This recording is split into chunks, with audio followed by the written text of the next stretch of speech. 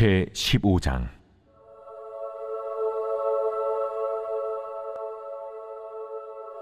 여호와의 말씀이 내게 임하여 이르시되, 인자야, 포도나무가 모든 나무보다 나은 것이 무엇이랴?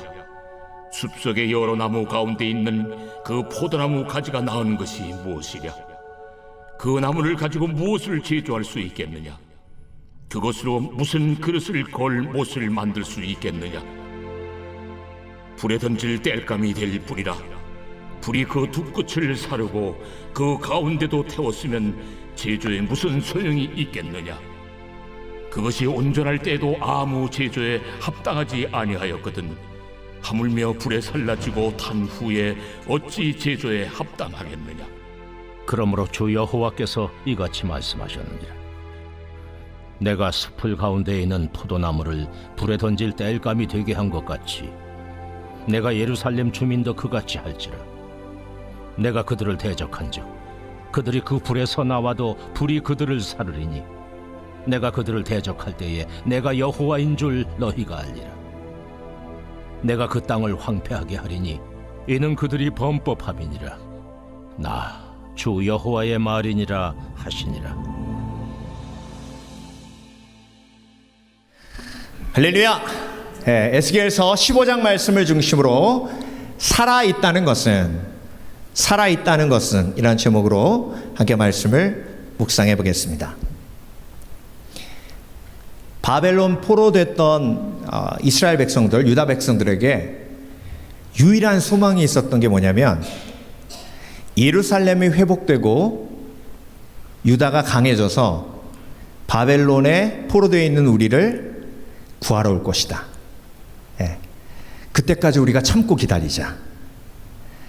그런 소망을 품고 바벨론에서 견디는 거예요.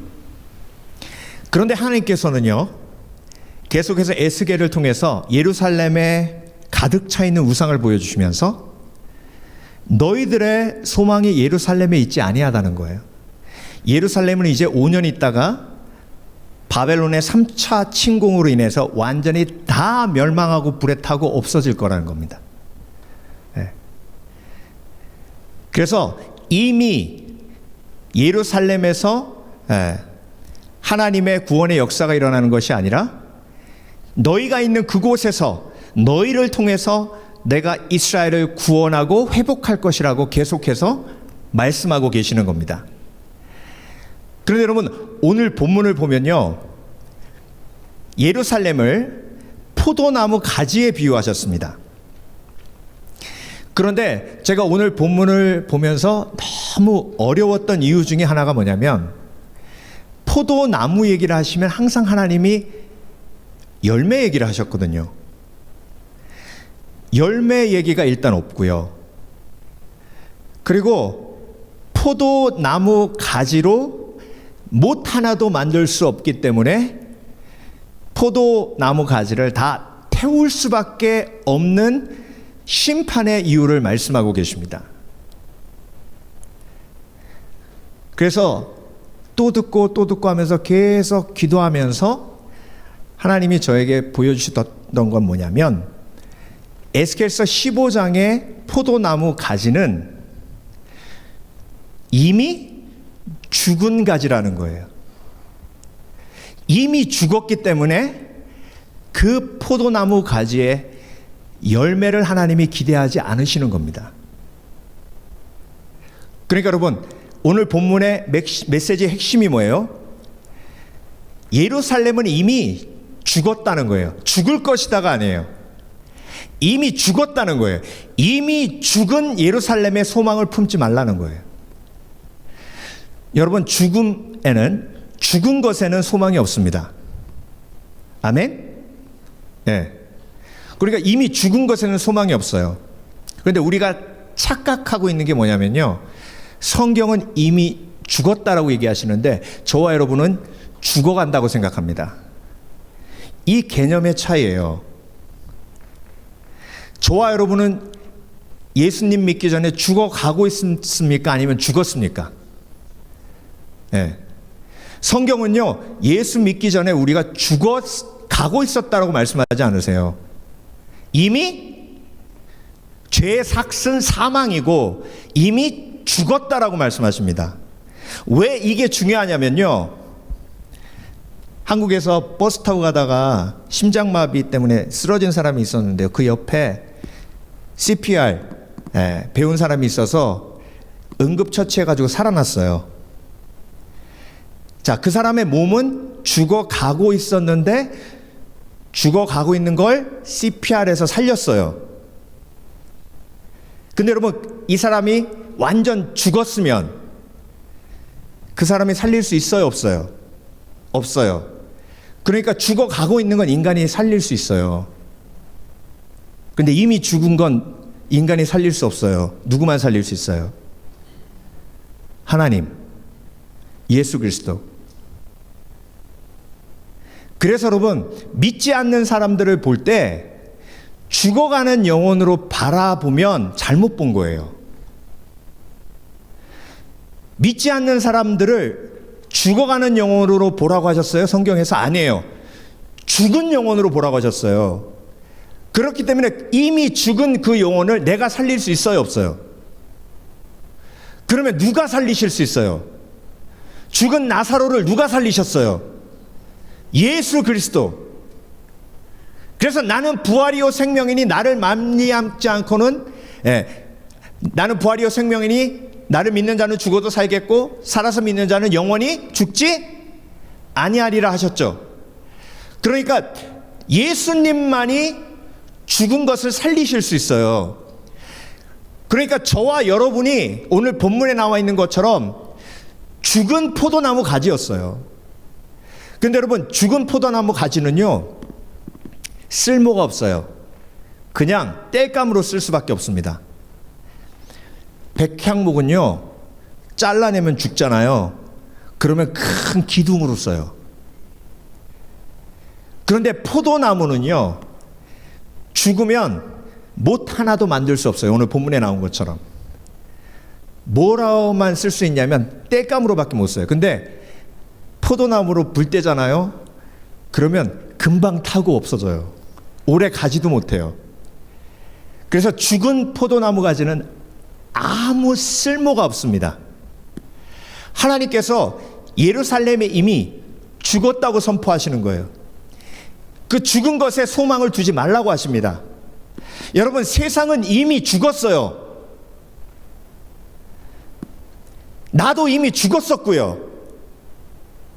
그렇기 때문에 내가 소망을 두는 곳이 만약에 이미 죽었다고 선포하신 것이면 그 소망은요, 온전한 소망이 될 수 없습니다.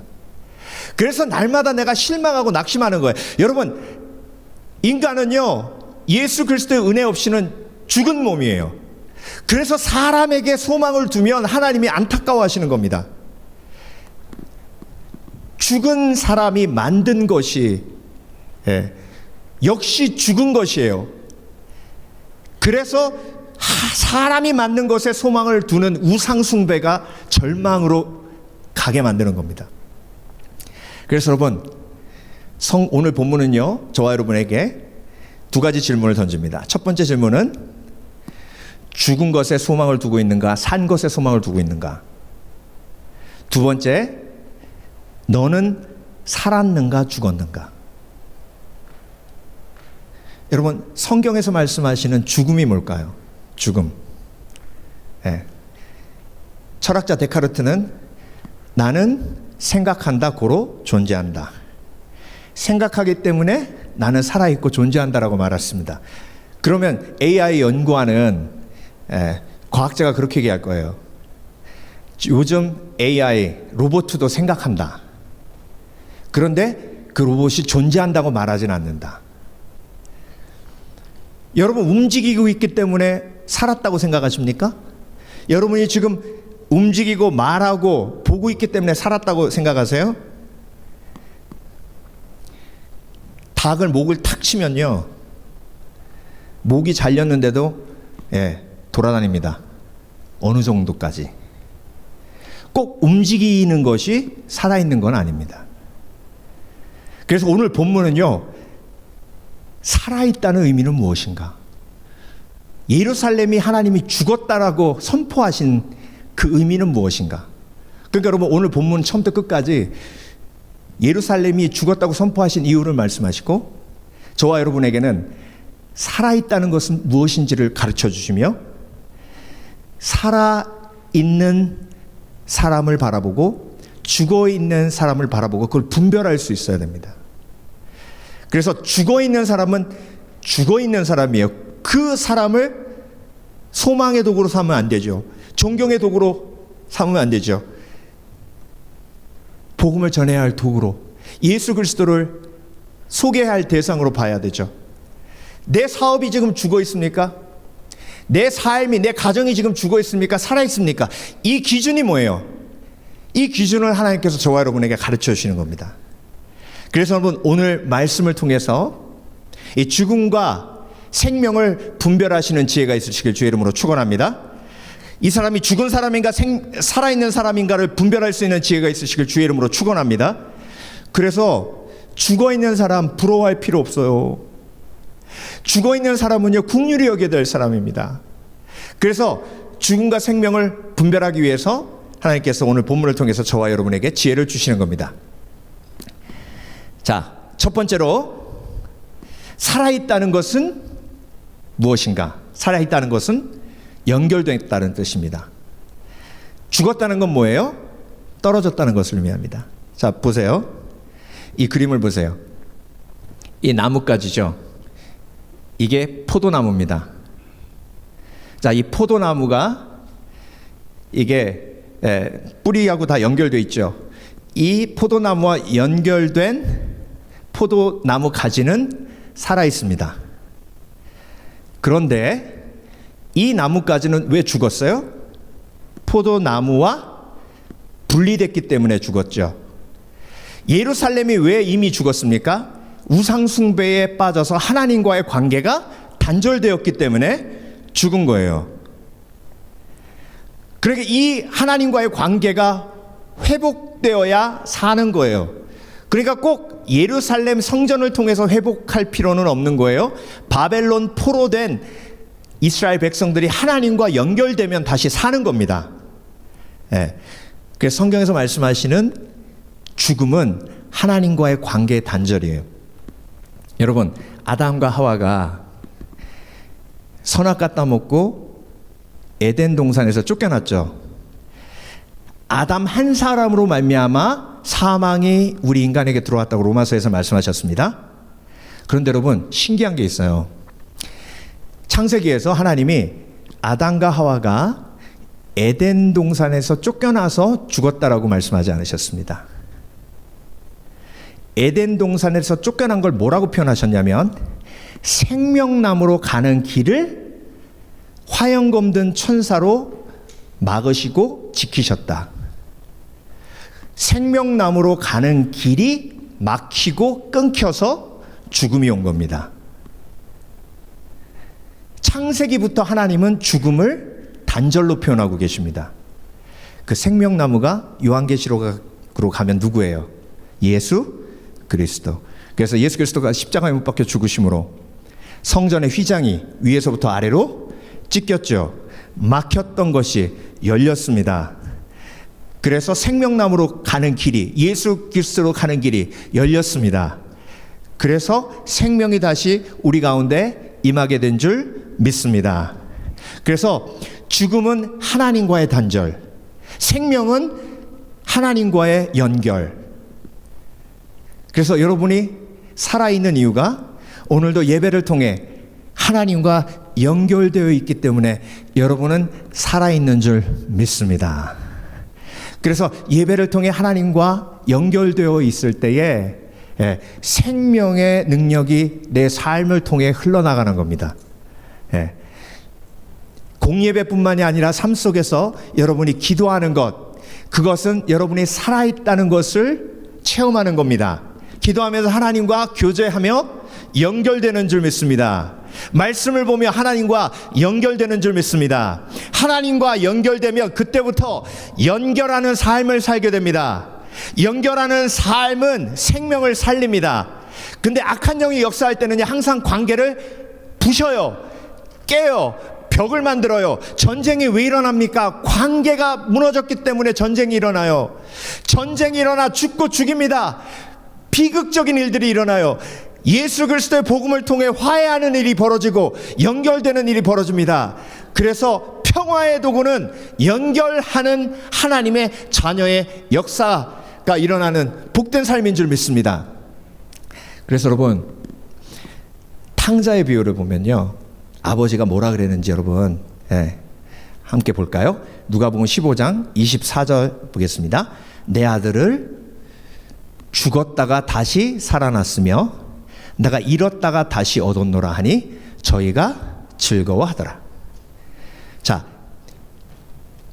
둘째 아들이요, 아버지한테, 아버지가 돌아가시기 전에 유산을 달라 그랬잖아요. 고대 근동에서 그렇게 말하는 건 이제 나는 아버지와의 관계를 끊겠습니다라는 말이에요. 난 더 이상 아버지의 아들이 아닙니다라는 말입니다. 그런데 아버지는 그 아들의 요구에 응답해 줍니다. 자, 누가복음에서 다시 32절에 또 한 번 반복됩니다. 이 내 동생은 죽었다가 살았으며, 죽어가고 있다가 살았어요? 죽었다가 살았어요? 죽었다가 살았어요. 아버지와의 관계가 끊어졌다가 회개하고 돌아옴으로 아버지와의 관계가 다시 회복되었어요. 아버지와의 관계가 끊어진 게 뭐예요? 죽음이에요. 아버지와의 관계가 다시 연결된 것이 뭐예요? 생명이에요. 그래서 여러분, 내 삶 속에 생명의 기운이 넘쳐나는 건 하나님과의 연결, 하나님과의 교제가 풍성할 때예요. 하나님과의 교제가 풍성할 때는 생명의 역사가 가득합니다. 그런데 죽음의 역사가 가득할 때는 어떤 때예요? 아버지와 멀어지면 멀어질수록, 아버지와의 관계가 온전치 못하면 못할수록, 죽음의 역사가 내 속에서 나를 힘들게 하고 어렵게 합니다. 여러분, 그래서 주님 품 안에 안기는 그날까지 생명의 능력이 충만하신 복된 그리스도인 되시길 주의 이름으로 축원합니다. 하나님, 내가 죽었었습니다. 죽었던 나를 누가 살리셨어요? 예수님께서. 근데 여러분, 내가 죽어가고 있다가 다시 살아났을 때 내 의가 그 속에 들어가는 거예요. 내가 나 살릴 수 있어요, 없어요? 없어요. 내가 구원받은 것은요, 100% 하나님의 은혜입니다. 왜? 나는 죽어가고 있었던 게 아니라 죽었었기 때문에. 그 은혜를 인하여 믿음으로 말미암아 구원을 얻었나니 이것은 너희에게서 난 것이 아니요 하나님의 선물이라. 자랑치 못하게 하려 하심이라. 내가 이미 죽었었어요. 죽었던 나를 살리신 거예요. 그러니까 내가 한 게 아니에요. 오직 예수 그리스도, 부활이고 생명이신 예수 그리스도가 나를 살리신 거예요. 그러니까 나의 구원은 100% 하나님의 은혜인 겁니다. 그러면 내가 살아났듯 내 주위에 죽은 사람들이 보여야 돼요. 죽은 사람이 보이는 사람은요, 죽어가는 사람은 죽어가고 있기 때문에 여유가 있게 느껴지지만, 죽은 사람은요, 지금 죽었기 때문에 죽음 속에서 사는 거예요. 그 마음이 절대로 평안할 수 없습니다. 그 마음이 절대로 행복할 수 없습니다. 그 관계가 절대로 온전할 수 없습니다. 그래서 그 아픔을 볼 수 있어야 주의 복음이 전파되는 겁니다.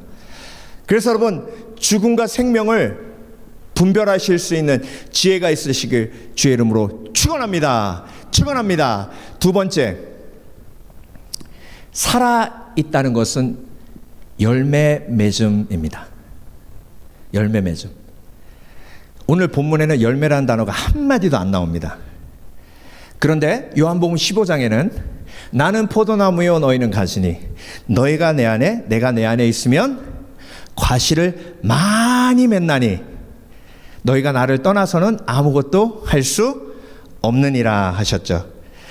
그 과실이 뭐예요? 요한복음 15장 14장에 성령에 대해서 말씀하셨죠. 14장 26절 보혜사 아버지께서 내 이름으로 보내시는 성령, 성령이 너에게 임하시면 내가 너에게 가르친 모든 것을 생각나게 하시고 가르치시리라 하셨습니다. 그 성령이 우리 속에 임하면 성령의 열매가 맺혀요. 성령의 열매 9가지 기억하시죠? 사랑, 희락, 화평, 오래 참음, 자비, 양성, 충성, 온유, 절제. 네. 연결되면 공급의 축복을 받는 겁니다. 네. 여러분 인정하십니까? 이게 겸손이에요. 저와 여러분 달이에요. 예수님은 태양이에요. 달은 빛을 자체 생산할 수 없습니다. 태양은 빛을 자체 생산해요. 그 태양이 주는 빛을 달이 받아서 반사하는 겁니다. 그래서 달이 빛나요. 저와 여러분의 삶이 빛나는 이유가 뭔지 아세요? 태양이신 예수 그리스도께서 사랑을 공급해 주십니다. 그 사랑을 우리가 반사해서 흘려내 보내는 거예요. 그때 열매 맺는다 합니다. 삶이 빛난다 합니다. 하나님께서 사랑을 공급해 주셔야 반사할 수 있는 사랑이 내 속에 담기게 됩니다. 그래서 열매가 없으면 죽은 거예요.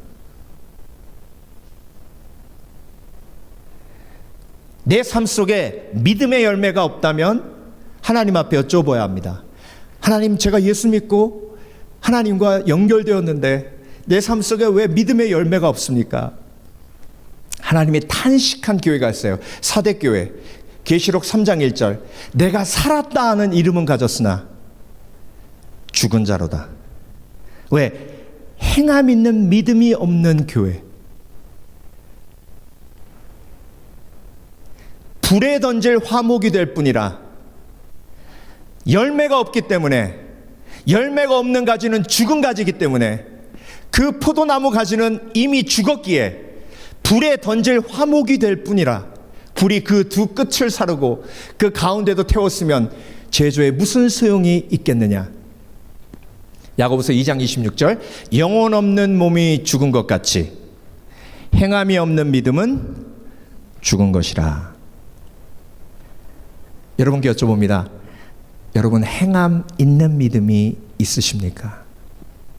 말씀을 들으면 행하기 위해 죄와 싸우십니까? 그때 내가 살아있음을 느낍니다. 그때 내가 살아있음을 경험합니다. 사도 바울이 오라 나는 공고한 자로다. 누가 사망의 옆에서 나를 건져내랴라는 고백이 바로 살아있는 사람의 고백입니다.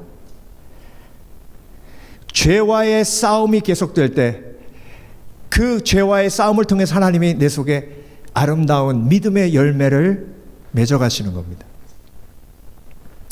서울에 아주 큰 대형 교회인데요. 그 교회 담임 목사님을 제가 굉장히 존경합니다. 근데 한 번은 이런 간증을 하셨어요. 하루는 예배를 드리는데 겨울이었대요. 그 큰 예배당에 뒷문이 쾅 열리면서 어떤 허름한 홈리스 한 분이 들어오셔서 예배 시간에 소리를 지르더랍니다. 이 인간들아, 니네들 하나님 예배에서 좋냐?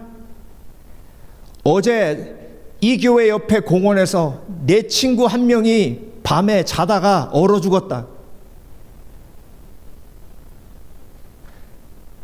니네들은 얼어 죽지 않고 예배 드리니까 좋냐?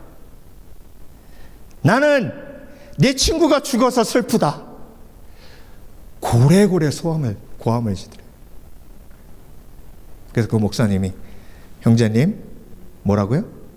형제님, 거기 뒤에 앉으십시오. 지금 예배 시간이니까 제가 일단 설교하고 끝나고 제가 만나겠습니다. 그래서 우리 함께 대화하며 이 문제를 함께 풀어갑시다. 그랬더니 이분이 앉더래요. 그리고 목사님이 설교하면서 계속 기도하지 않았겠습니까? 하나님이 어떻게 해야 됩니까? 어떻게 해야 됩니까? 네. 그리고 끝나서 그분을 만났어요. 그리고 그분의 아픔, 살아온 이야기를 다 듣습니다. 그리고 그 죽은 홈리스 그분 이야기도 듣습니다. 그리고 하나님 기도합니다. 하나님, 내 이웃을 내 몸과 같이 사랑하라 하셨는데 우리 교회가 어떻게 해야 합니까? 근데 하나님이 주신 감동으로 첫 번째, 장례식을 치러 드렸답니다. 두 번째, 하나님께서 교육관에 홈리스 쉘터를 만들라고 하셔서 홈리스 쉘터를 만들었답니다. 너무 힘들고 어려운 과정이었지만 하나님께서 주신 감동으로 순종했답니다. 여러분, 행함 있는 믿음이란 성령께 내 삶의 문제를 의탁하고 성령께서 이끄시는 대로 순종하는 것이 행함 있는 믿음입니다. 네. 저와 여러분의 삶 속에서 내 속에 있는 이런 이기심과 불편함과 그리고 갈등 속에서 어떤 결정을 내려 행함 있는 믿음의 삶을 살 것인지 고민하고 싸우고 그리고 갈등하는 것이 그게 열매가 있는 삶인 줄 믿습니다. 그래서 갈등하지 않는 그리스도인은 죽은 그리스도인입니다. 왜냐하면 열매는 항상 갈등할 때 일어나기 때문입니다. 여러분, 우리가 말 실수를 얼마나 많이 합니까? 얼마나 교만합니까? 얼마나 이기적입니까? 얼마나 미움과 시기 질투가 우리 속에 가득합니까? 그렇기 때문에 갈등할 수밖에 없어요. 그 갈등할 때 성령께서 도우십니다. 그 갈등의 열매가 사랑, 희락, 화평, 오래 참음, 자비, 양성, 충성, 온유, 절제인 줄 믿습니다. 내가 살아있는 이유는 오늘도 내가 죄와 싸우기 때문이며, 내가 오늘도 살아있는 이유는 내가 오늘도 그 죄 때문에 내가 갈등하고 있기 때문이며, 내가 오늘도 살아있는 이유는 이 땅에서 벌어지는 모든 비극적인 일들을 외면하지 아니하고 그것을 내 아픔으로 받아들여 증보기도로 하나님 앞에 부르짖기 때문에 나는 살아있는 겁니다. 그리스도 은혜로 여러분 살아있는 영혼으로 살아가시길 주의 이름으로 축원합니다. 축원합니다. 네. 그래서 여러분, 살아있다는 것은 연결되어 있다. 죽어있다는 것은 끊어져 있다. 두 번째, 살아있다는 것은 열매가 있다. 죽어있다는 것은 열매가 없다. 마지막으로, 살아있다는 것은 사랑하고 있다는 뜻입니다. 네. 반대로 미워하면 죽습니다. 8절, 내가 그 땅을 황무케 하리니 그는 그들이 범법함이니라. 자, 범법이 뭐예요? 여러분, 법을 어기는 것, 율법을 어기는 게 하나님 앞에 범법하는 거죠. 율법을 요약하면 두 마디로 요약할 수 있습니다. 그렇죠? 예수님이 율법을 요약해 주셨죠? 뭐라고 요약해 주셨어요? 하나님을 마음과 뜻과 정성을 다해 사랑하고 내 이웃을 내 몸과 같이 사랑하라가 율법을 다 요약한 거예요. 범법을 했다는 건 뭐예요? 하나님을 온전히 사랑하지 않았다는 걸 의미합니다. 하나님을 온전히 사랑하지 않았기에 이웃을 온전히 사랑하지 않았다는 것을 의미합니다. 그래서 사랑하지 않았기 때문에 죽은 거예요. 예수님이 부활하시는 과정 속에 단 한 번도 사랑하지 않으신 적이 없습니다. 그래서 요한복음 13장에 예수님께서 자기 사람들을 사랑하시되 끝까지 사랑하셨다고 하셨죠. 그 끝까지 사랑하셨다는 말씀 바로 뒤에 누구 이름이 나옵니까? 가룟 유다의 이름이 나옵니다. 예수님은 끝까지 사랑하셨기에 부활하신 거예요. 저와 여러분도 끝까지 사랑할 때 천국에 가는 거예요. 끝까지 사랑할 때 부활하는 거예요. 성령은 절대로 사랑을 포기하도록 하지 않습니다. 성령은 끝까지 사랑하도록 도우시는 영이십니다. 그래서 여러분, 요한일서 3장 15절에 형제를 미워하는 자마다 살인한 자니, 여기까지만 외우시면 안 돼요. 그 다음에 뭐라고 하십니까? 살인하는 자들마다 영생이 그 속에 있지 아니함을 우리가 아나니.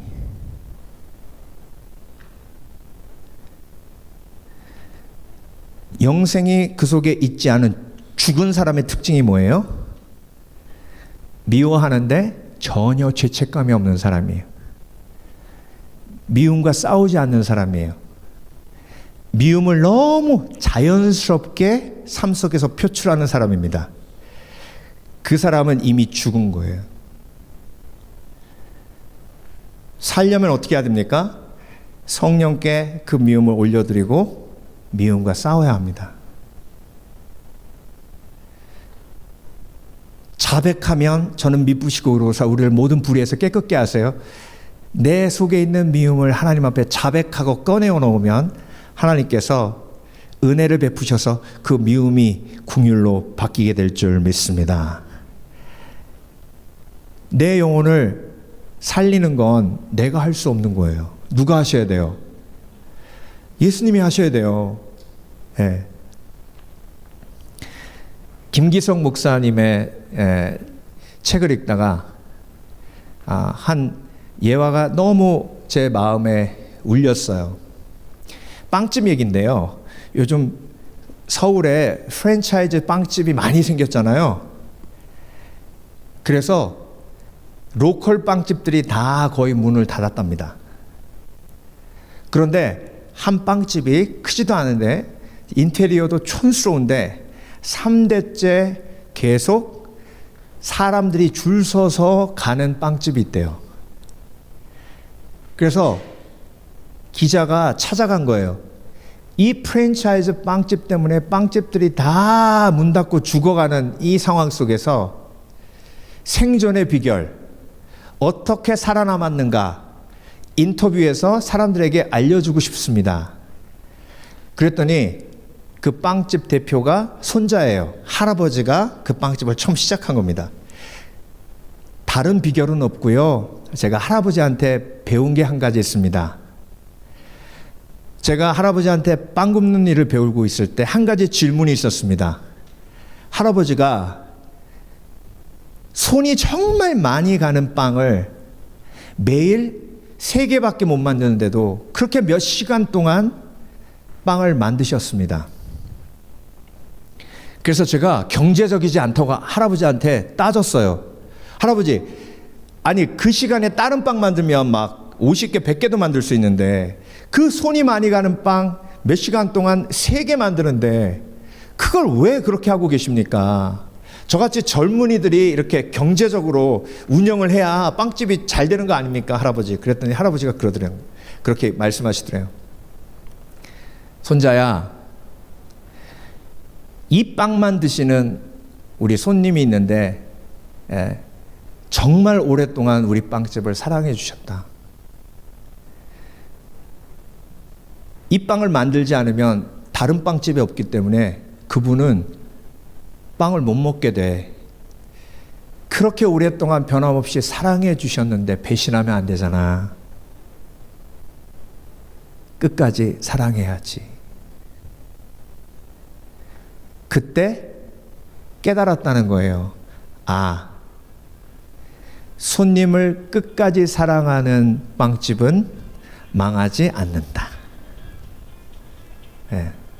그래서 그렇게 했더니 저희는 이렇게 살아남을 수 있었습니다. 예.